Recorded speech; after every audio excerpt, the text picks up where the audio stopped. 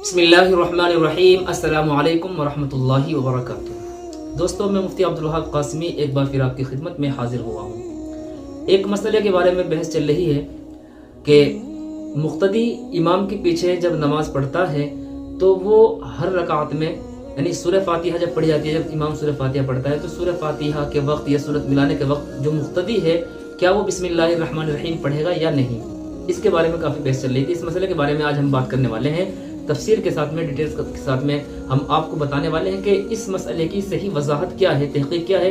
बने रहें वीडियो में। देखिए, मसले का जवाब ये है कि मुक्तदी के लिए क़िरात करना जायज़ नहीं है।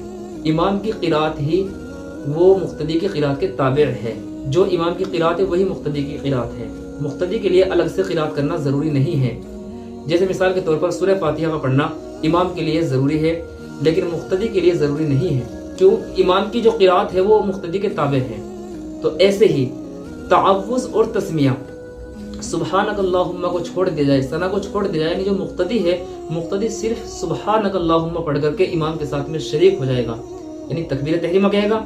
उसके बाद में वो सना यानी सुबहानक अल्लाहुम्मा व बिहम्दिका व तबारक अस्मुका व तआला जद्दुका व ला इलाहा गैरुक, ये पढ़ करके वो बिल्कुल खामोश चुपका पीछे खड़ा रहेगा। न उसको तअव्वुज़ यानी आऊज़ु बिल्लाहि मिनश शैतानिर रजीम और न तस्मिया यानी बिस्मिल्लाहिर्रहमानिर्रहीम पढ़ना उसके लिए कोई मायने नहीं रखता है, कोई ज़रूरी नहीं है और इसके लिए मसनून भी नहीं है, उसके लिए ये मसनून भी अमल नहीं है।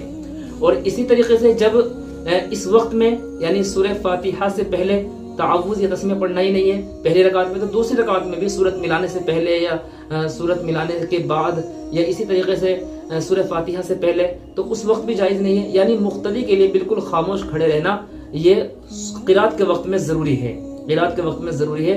बाकी तो वो जो रुकू की तस्बीह है और सजदे की तस्बीह है, सुबहान रब्बियल आला, सुबहान रब्बियल अज़ीम, और ये तहमीद है रब्बना लकल हम्द, ये तो कहेगा। तशहुद है, तहियात है, वो तो सब कुछ करेगा, लेकिन क़िरात का जो मामूल है क़िरात में वो खामोश रहेगा। मालूम हो गया है कि मसला यही है कि मुक्तदी के लिए किसी भी सूरत में बिस्मिल्लाहिर्रहमानिर्रहीम पढ़ना यहाँ पर दुरुस्त नहीं होगा, इसलिए कि जो इमाम ने क़िरात कर ली वही उसके लिए ताबे हो गई, वही उसके लिए काफ़ी हो गई।